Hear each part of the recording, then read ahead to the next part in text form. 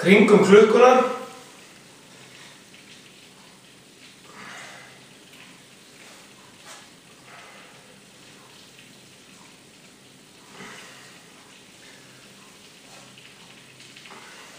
Markmiðið er sem að færa fótinn eins og í kringum klukkuna.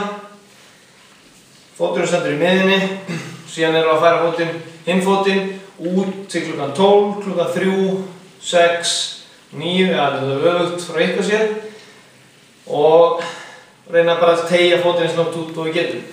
Einu sem við viljum reyna að gera í þessu er að setjast aftur, það er að segja fá þunga í hælinn og setjast aftur, ekki skjóta bara hnénu fram, beygja bara hnéð. Og til þess að gera þetta mjög krefjandi að þá má náttúrulega fara bara í djúpa hnébeygju